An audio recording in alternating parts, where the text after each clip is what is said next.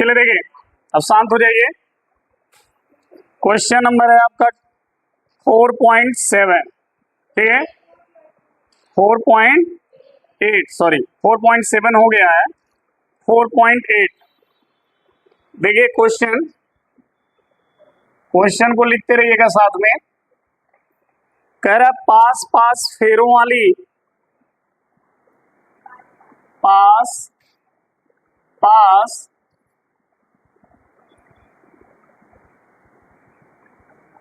फेरों वाली एक परिनालिका,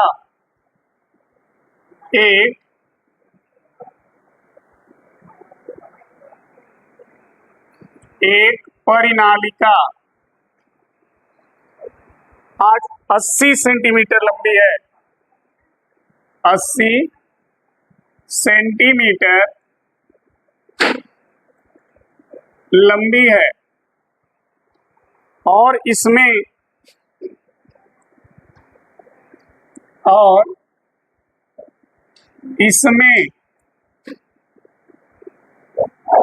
5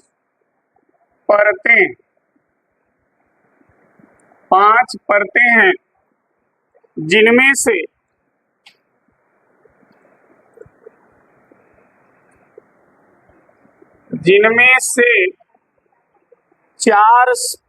से प्रत्येक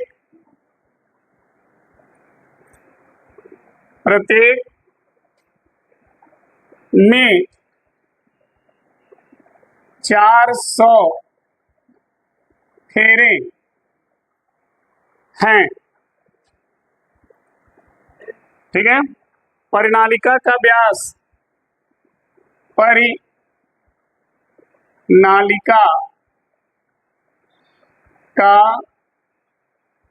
व्यास 1.8 सेंटीमीटर है। यदि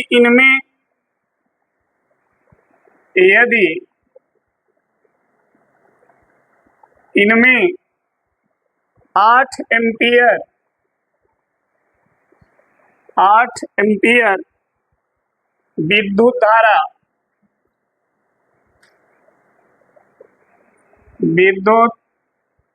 धारा प्रवाहित हो रही है,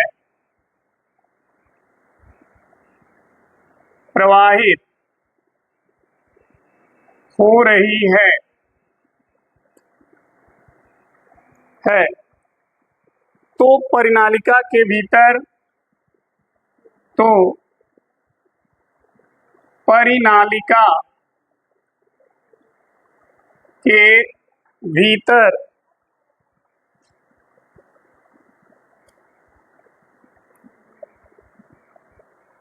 केंद्र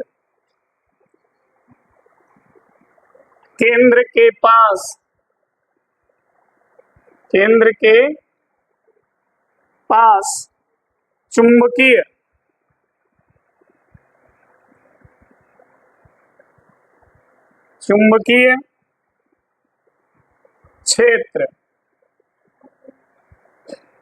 क्षेत्र B के परिमाण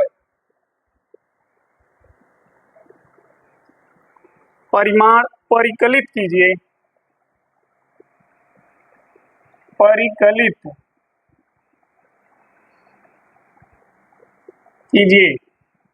ये क्वेश्चन है आपके सामने, ठीक है, ध्यान दीजिएगा इस क्वेश्चन को। कह रहा है पास पास फेरों वाली एक परिनालिका है, और उस परिनालिका की लंबाई कितनी है? 80 सेंटीमीटर है। आप लोग परिनालिका पढ़े होंगे, ऐसे बनता है, ऐसे, ठीक है, और इसी पर तांबे के तार को हम क्या करते हैं? लपेटते हैं। तो देखिए, अगर हम इस पर एक बार तांबे के तार को ऐसे लपेटें, ऐसे, ध्यान देना,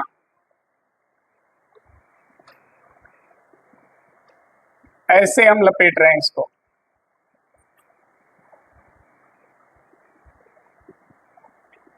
ठीक, तो ये एक परत हो गया, कितना, एक परत। और एक परत में कह रहा कुल फेरे कितने हैं, 400। देखो ध्यान से, आप लिखा है प्रत्येक में 400 फेरे हैं, यानी एक बार जब तांबे के तार को उसके ऊपर पूरा लपेटा जा रहा है तो कुल कितने नंबर फेरे लपेटे जा रहे हैं, 400। और इस तरह 400 के कुल कितने परत हैं, 5। एक परत में 400 फेरे हैं, ठीक है। इस तरह से कुल 5 परत। देखो ध्यान से, जैसे हमने एक बार इस पूरे प्रणालिका पे तार को लपेट दिया तो कुल कितने फेरे बने, 400। फिर हमने क्या किया, इसी के ऊपर अब दूसरी परत चढ़ा दी, ऐसे दूसरी बार तार को लपेटा, समझना। तो दूसरी बार तार लपेटा तो दूसरी परत हो गई, और इसमें भी फेरे कितने, 400। तो कुल फेरे कितने हो गए, 800 हुए ना। फिर इसके ऊपर तीसरी परत चढ़ाया, जब इसके ऊपर तीसरी परत चढ़ाई गई ऐसे, और इसमें भी फेरे कितने, 400। अब कितने फेरे हो गए, 1200। और इसी तरह से 2 परत और चढ़ाई गई 400 की, तो कुल फेरे कितने हो जाएंगे, हाँ 2000। कुल फेरे 2000 हो जाएंगे। एक परत में 400 फेरे हैं और 5 परत चढ़ी है, तो 400 में 5 का क्या करेंगे, गुणा कर देंगे, तो प्रणालिका पर कुल फेरों की संख्या निकल के आएगी 2000। समझ में आ गई यहां तक। तो पहले हम इसको नोट कर लेते हैं, हल जब करेंगे क्या लिखेंगे,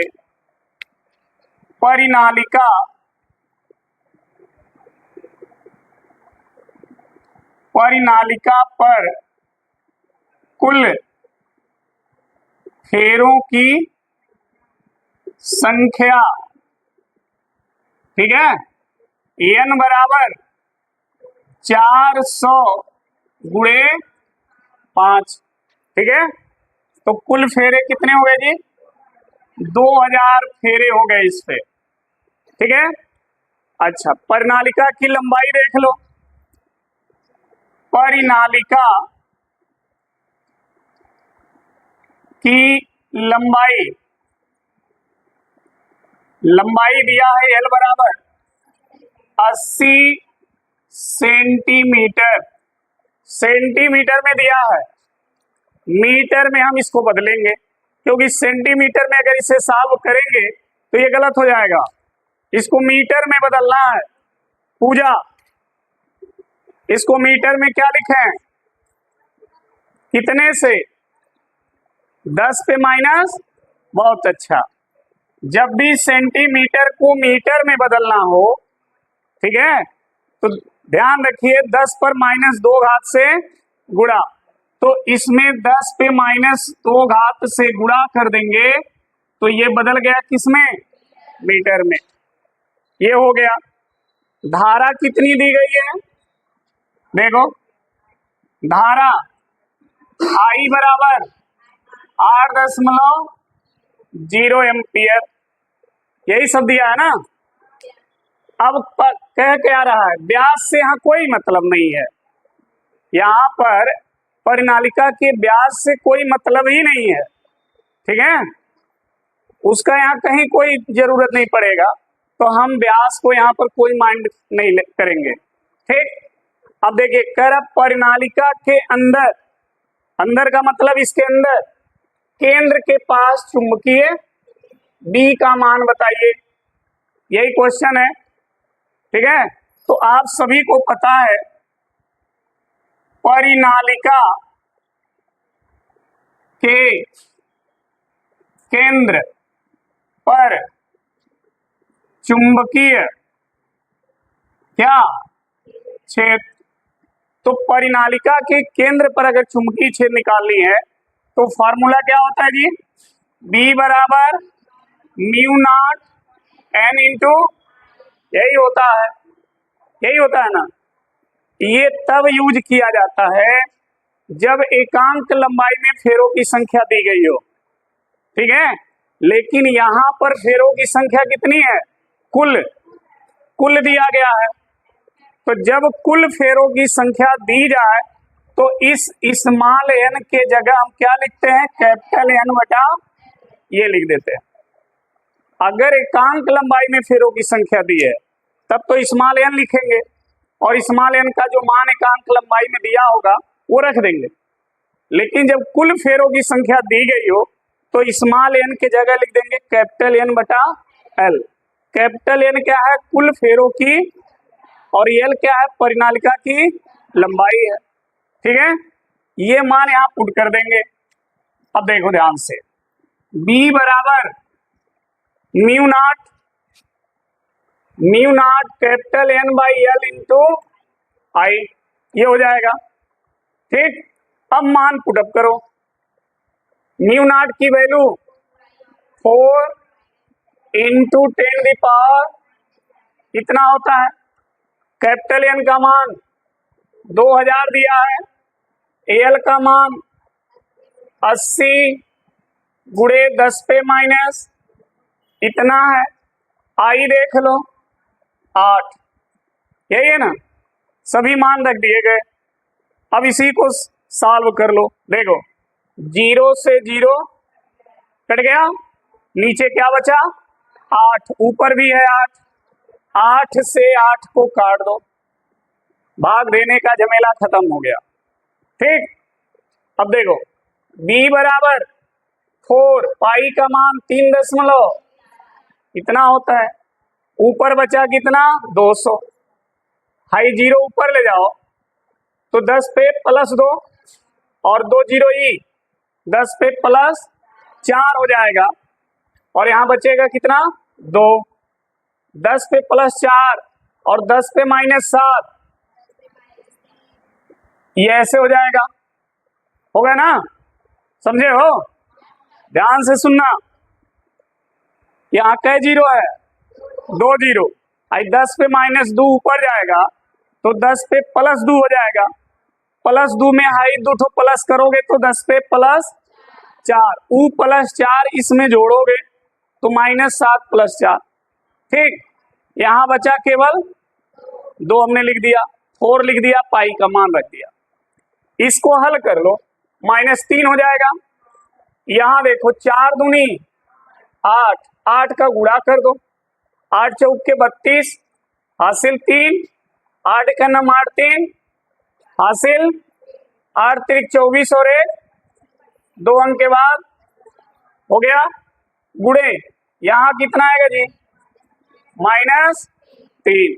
ठीक है, अगर दशमलव को 1 अंक आगे लाओगे तो कितना आएगा?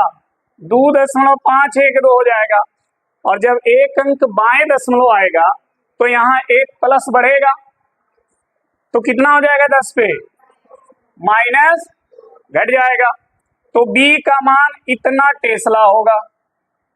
ठीक है, परिनालिका के केंद्र पर चुंबकीय क्षेत्र का मान इतना टेस्ला होता है। ठीक, समझ में आया ये सभी को ना? नोट करो।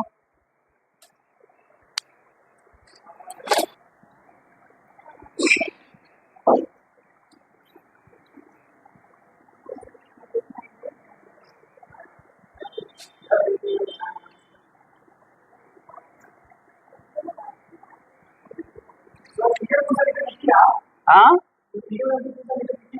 हाँ, B है, क्वेश्चन मार्क है।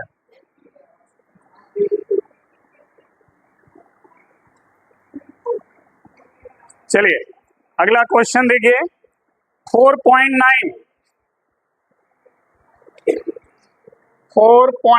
क्वेश्चन को लिखते जाएं साथ में। एक वर्गाकार कुंडली, एक वर्गाकार कुंडली, कुंडली जिसकी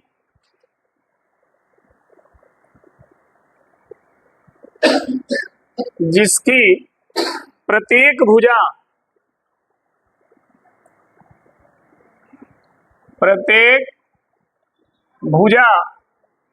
10 सेंटीमीटर, 10 सेंटीमीटर है। हो गया। में 20 फेरे, 20 फेरे हैं और उसमें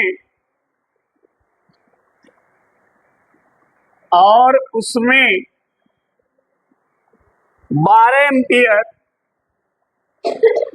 12 एम्पियर विद्युत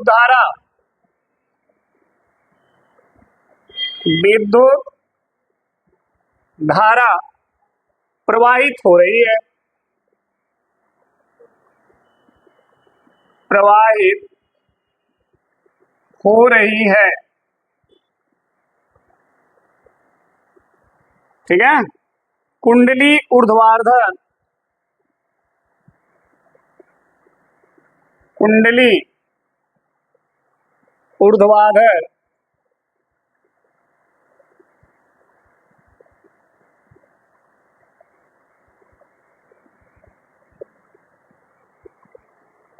लटकी हुई है,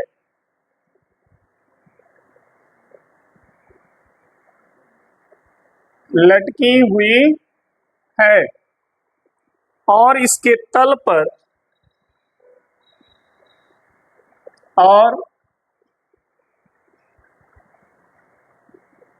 इसके तल पर खींचा गया विलंब, खींचा गया अविलंब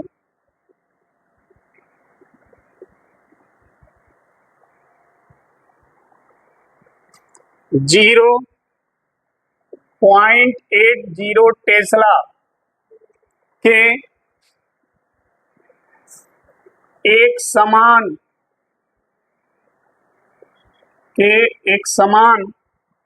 चुंबकीय क्षेत्र, चुंबकीय क्षेत्र की दिशा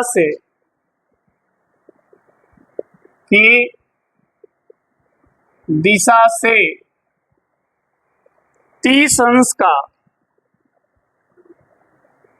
30 अंश का एक कोण बनाता है,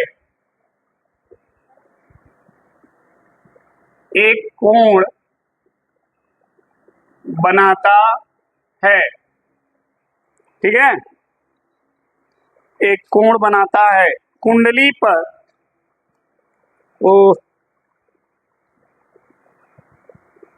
कुंडली पर लगने वाला बल आघूर्ण का परिमाण क्या है? बल आघूर्ण का परिमाण क्या है? ठीक है जी, ये क्वेश्चन है। ठीक है, क्वेश्चन को ध्यान से देख लीजिए और फिर समझिए इसको। क्या रहा है? ये कह रहा है एक वर्गाकार कुंडली जिसकी प्रत्येक भुजा 10 सेंटीमीटर है में 20 फेरे हैं और उसमें 12 एम्पियर विद्युत धारा प्रवाहित हो रही है। कुंडली ऊर्ध्वाधर लटकी हुई है और इसके तल पर खींचा गया विलंब 0.80 टेस्ला के एक समान चुंबकीय क्षेत्र की दिशा से 30 अंश का एक कोण बनाता है।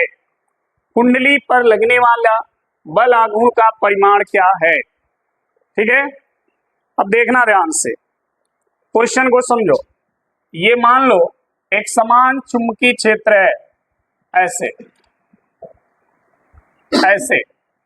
ये एक समान चुंबकीय क्षेत्र B है और इस B का मान दिया है, देखो यहां पर ये दिया है ना, यही एक समान चुंबकीय क्षेत्र का मान है। तो देखो हल करते हैं, यहां लिखते चलें जो जो दिया डाटा।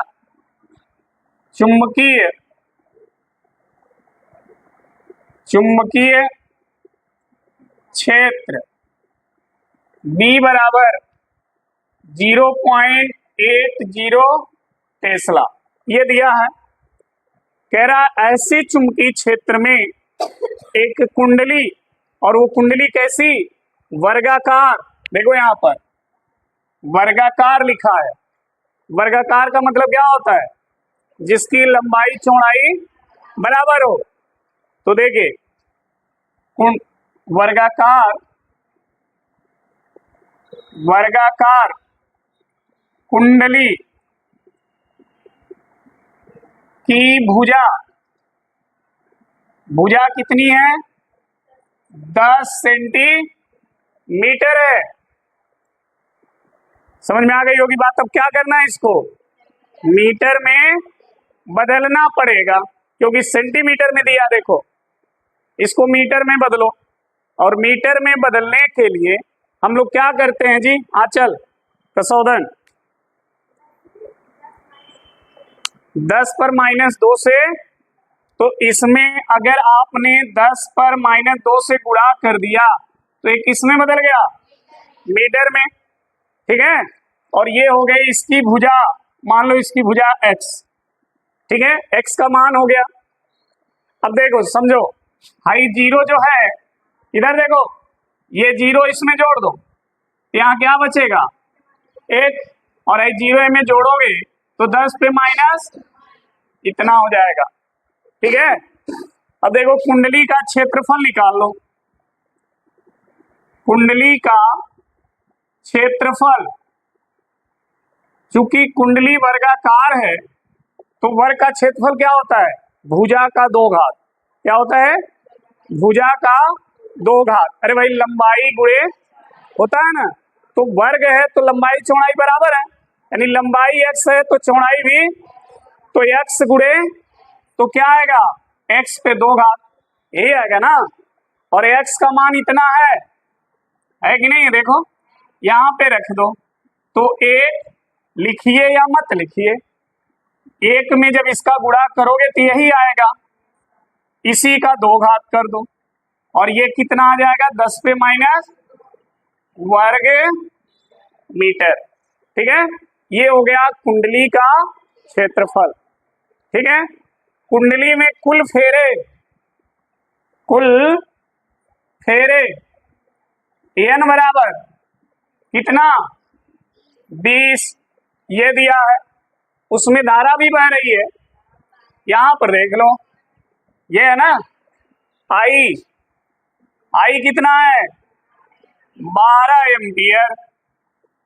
थीटा भी दिया है 30 डिग्री, ये सब दे दिया है, हमने लिख लिया। अब फिगर से समझो ये क्या कह रहा है। ऐसे चुंबकीय क्षेत्र में एक वर्गाकार कुंडली को ऊर्ध्वाधर लटकाया गया है, और कैसे, देखो ऐसे समझना, ये एक कुंडली है जिसकी लंबाई और चौड़ाई सब क्या है,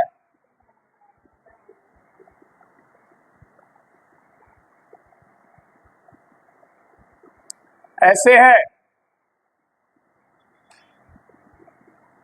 ठीक है, ये कुंडली है जिसकी लंबाई चौड़ाई बराबर है। ठीक, कुंडली का जो ये तल है वो, इसका अभिलंब चुंबकीय क्षेत्र की दिशा से कितने कोण पर है, 30 डिग्री पर है। तो बताओ इस पर बलाघूर्ण कार्य करेगा कि नहीं करेगा, करेगा। ठीक है, अगर ये कुंडली का तल चुंबकीय क्षेत्र के समांतर होता, ठीक है, तो कंडीशन दूसरा हो जाता, लेकिन यहां पर इसका तल का जो अभिलंब है वो चुंबकीय क्षेत्र के दिशा से 30 अंश कोण पर है, तो यहाँ बलाघूर्ण कार्य करेगा, और उस बलाघूर्ण का मान कितना होगा वो देखिए। कुंडली पर लगने वाला बल आघूर्ण फॉर्मूला होता है tau equal to N I A B, यही होता है, ये सूत्र है। और सभी मान दिए गए हैं, दिए कि नहीं दिए, सब मान रख करके गुणा कर दो, आंसर आ जाएगा। एन का मान है 20, आई का मान 12, ए का मान 10 पे -2, बी का मान टेस्ला में दिया, कहाँ गई लो 0.80 लिखो या ना लिखो, ठीक है, इनटू साइन थीटा का मान, अब सभी को पता है थीटा कितना होता है, साइन 30 का मान 1/, तो हाई 1/2 हो जाएगा। अच्छा एक चीज और ध्यान रखना, अगर 20 से इसमें गुणा कर दे तो दशमलव हट जाएगा, भाई 0 दशमलव हटा देगा, और यहाँ क्या बचेगा, 2 का 8 में गुणा कर दो, कितना आएगा 16, कितना आया गुड़े गुड़े, और साइन 30 का मान 2 से 16 काट दो, कितना है जी 8 का 12 में गुणा 96 गुड़े 10 पे -2, सही है, देख लेना ध्यान से, सही है ना। फिर एक बार ध्यान देना, हमने क्या किया 20 से इसमें गुणा किया, 20 का जो 0 है इसका दशमलव हटा दिया, ये हो गया 8 और 20 बन गया 2, 2 8 16 गुड़े 12 गुड़े 10 पे -2, साइन 30 का मान 1/2, 2 से 16 को काट दिया 8, 8 का 12 में गुणा 96, 10 पे -2, सही है। अब दशमलव अगर एक अंक आगे लाएं तो कितना हो जाएगा, इतना होगा, और इस पर एक जोड़ोगे तो -1, ये हो गया बलागुण न्यूटन मीटर, समझ में आ गई बात, इतना बलागुण कार्य करेगा, ठीक है, नोट करिए।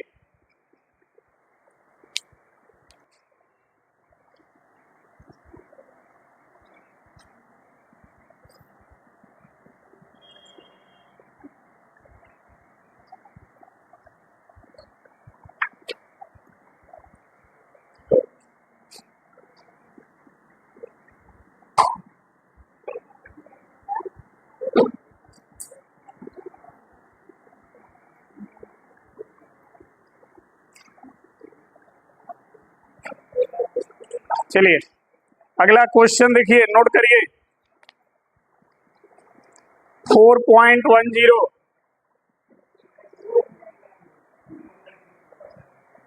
क्वेश्चन है दो चल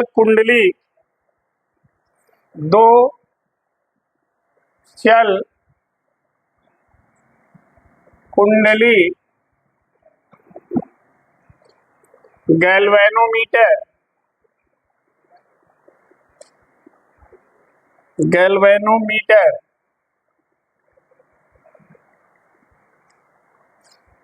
मीटरों में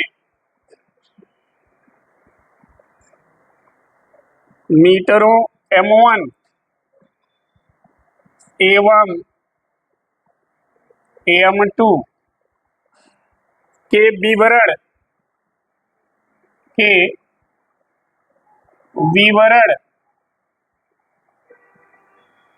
नीचे दिए गए हैं, ठीक है, दो गैल्वेनोमीटर है जिनके विवरण नीचे दिए गए हैं। देखिए R1 दिया है 10 ओम, AN1 दिया है 30, A1 दिया है 3.6 गुणे 10 पर -3 घात वर्ग मीटर, और B1 दिया है 0.25 टेस्ला। फिर दिया है R2 दिया है 14 ओम, N2 दिया है 42, A2 दिया है 1.8 गुणे 10 पे -3 वर्ग मीटर, और B2 दिया है B2 0.50 टेस्ला, ये दिया है। कह रहा है इसमें दो क्वेश्चन हैं ए और बी करके। क्वेश्चन ए, करा M2 एवं M1 की धारा सुग्राहिता, M2 एवं M1 की धारा सुग्राहिता, ठीक है। और क्वेश्चन बी दिया है, इसी में बी दिया है M2 एवं M1 की वोल्टता सुग्राहिता,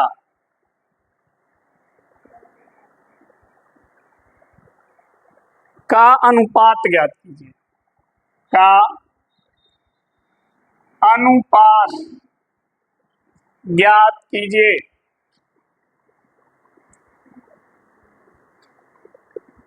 समझ में आ गई बात? देख लो, समझो इसको। इसमें दो कुंडली है और दोनों कुंडली के जो नाम हैं वो M1 और M2 हैं और दोनों के अपने अपने मान दिए गए। पहली कुंडली जो M1 है उसका प्रतिरोध 10 ओम, फेरों की संख्या 30, क्षेत्रफल इतना और जिस चुंबकीय क्षेत्र में वो चुंबकीय क्षेत्र इतना। दूसरी कुंडली के लिए प्रतिरोध इतना, फेरों की संख्या इतनी, क्षेत्रफल इतना और जिस चुंबकीय क्षेत्र में है वो चुंबकीय क्षेत्र इतना, ठीक है। दोनों कुंडलियों के अपने मान दिए गए हैं। आपको करना क्या है समझो, M2 एवं M1 की धारा सुग्राहिता, M2 और M1 की वोल्टेज सुग्राहिता, दोनों पढ़े हैं। धारा सुग्राहिता और वोल्टेज सुग्राहिता दोनों आप पढ़े हैं, फॉर्मूला भी पढ़े हैं। तो देखिए हल कैसे करते हैं इसको समझना। जब सॉल्यूशन करेंगे तो पहले M1 का मान निकालें। पहला क्वेश्चन देखिए, हम धारा सुग्राहिता हल के लिए कर रहे हैं। धारा सुग्राहिता, धारा सुग्राहिता किसका? M1 का। तो क्या होता है जी, NDA/, यही होता है ना फॉर्मूला धारा सुग्राहिता का। क्योंकि पहली कुंडली का है तो ये सब क्या हो जाएगा 1, ठीक। M2 का मान कितना हो जाएगा जी, N2 B2 A2/K, ये दूसरी कुंडली का हो गया। लेकिन हमें जो अनुपात निकालना है वो M2 एवं M1 का निकालना है, M1 एवं M2 का नहीं। यानी जो पहले लिखा है वो ऊपर होगा और जो बाद में लिखा है वो नीचे होगा। समझे बात को? तो देखिए, तब M2/M1 ये निकालना है आपको। अगर यहाँ लिखता M1 एवं M2 का अनुपात तो M1 ऊपर होता है M2, लेकिन यहाँ M2 एवं M1 यानी M2 ऊपर और M1, समझ में आ गई बात? हाँ, इस सब चीज को ध्यान रखना, नहीं तो जैसे मर्जी वैसे मत लिख देना, गलत हो जाएगा। अब M2 का मान है N2 B2 A2 और बटे N1 B1 A1/K। समझ में आ गया? इसमें K और K क्या होगा, कट जाएगा, ठीक। जो बचेगा उसको लिख लेंगे N2 B2 बटे N1 B1। अब इनके मान तो दिया है ना। देखो N2 कितना है, B2 0.50 लिखो या 5 लिखो, ठीक है, लाओ 50 लिख दे रहे हैं। A2 ठीक बटे N1 B1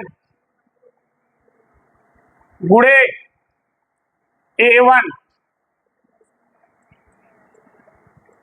सब लिख दिया हमने। अब इसको काटो, हाँ सब मिलके काट दो इसको। देखो ये और ये कितना सुंदर लगा। देखो ध्यान से, यहाँ इसमें भी 2 अंक बाद है, इसमें भी 2 अंक के बाद दशमलव है ना, दोनों का दशमलव हटा दो तो 50 और 25 दिखेगा, दिखेगा ना। और 25 से 50 कै बार में, लो यहाँ 2 आ गया, कितना सुंदर है। यहाँ देखो 1.8 3.6 दोनों में 1 अंक बाद दशमलव है, दोनों का दशमलव हटा दो तो ये 18 और ये 36 दिखेगा। 18 दूना, देखो नीचे भी 2 आ गया, ऊपर इन दोनों 2 को भी उड़ा दो, हाँ रखोगे तो तुम्हारे लिए दिक्कत हो जाएगा। अब आ जाओ इधर, यही बचा है 42 और 30। 42 और 30 6 के पहाड़ा में दोनों आते हैं, 6 सत्ते और 6 पचे, यानी कितना आएगा कट के, ऊपर आएगा 7 नीचे आएगा 5, यही आएगा ना। 5 से 7 में भाग दे दो, अगर देने आता दे दो, नहीं आता तो यही छोड़ दो 7/5। लेकिन आ रहा होगा 5 का पहाड़ा एक बार पढ़ोगे तो 0.2 बचेगा, 5 चौके 20। तो M2 और M1 का जो रेशियो है वो इतना आएगा। समझ में आ गई बात? क्लियर? ये पहला था धारा अनुपात। इसी तरह से इसका B वाला भी है जो वोल्टता अनुपात है। तो देखिए B वाला पोर्शन इसका, देखो क्वेश्चन देख के घबराओगे तो नहीं कर पाओगे। देखो आसान है कि नहीं है, और उस तरह खाली इतना देखती का दिया घबरा जाते। अब देखो B वाला, देखो धारा ए वोल्टता अनुपात या वोल्टता सुग्राहिता, पहले लिखाओ वोल्टता सुग्राहिता, और इसका मान होता है, देखना N B A बटे K R, ये होता है इसका, यही है ना, देख लेना। तो अगर यही सूत्र M1 के लिए हम लिखें तो क्या लिखेंगे, N1 B1 A1 K into R1, ये लिखेंगे। K तो नियतांक है, ठीक है ना। इसी तरह M2 के लिए लिखोगे तो क्या होगा, N2 B2 बटे K R2, सही है। आपको M2 अपन M1 निकालना है, क्योंकि इसमें भी देखो लिखा है M2 A1, तो जो पहले लिखा है वो ऊपर, जो बाद में लिखा है वो यही निकालने को कह रहा। तो M2 का मान है ही है N2 B2 A2 बटे K पूरे का बटा M1, तो N1 B1 A1 बटे K R1। समझे बात को? दोनों में से क्या कटेगा जी, K केवल कटेगा, है नहीं कटेगा। इसको मत काट देना क्योंकि अलग अलग है। अब देखो कहानी इसकी, अब क्या करो, ऊपर वाला जैसे है ना वैसे लिख लो, ऐसे, और ये R1 ऊपर चला जाएगा तो R1 आ जाएगा ऊपर और R2 आ जाएगा नीचे, और कुछ नहीं बदलेगा। ऐसे हो गया, समझ में आ गई बात? क्लियर है यहाँ तक? अब देखना ध्यान से, एक सिंपल सा फॉर्मूला समझो। इतने का अनुमान आप निकाल चुके हो, देखो वही सब है ना, और हल करके निकाले हो, तो कुछ करना है नहीं, डायरेक्ट यही मान यहां लिखो। इतने के जगह 1.4 हो गया हो, ठीक। अब बचा कौन, ऊपर R1, और R1 का मान देखो 10 बटे में R2 14, है देख लो। 10 का गुणा करोगे दशमलव तो कितना बची हो 14 बटा और ये दोनों कट गया एक, यही आंसर आ गया। ठीक है, तो वोल्टता का अनुपात इतना आएगा दोनों कुंडली का और धारा का अनुपात इतना आएगा। ठीक है, नोट कर लीजिए।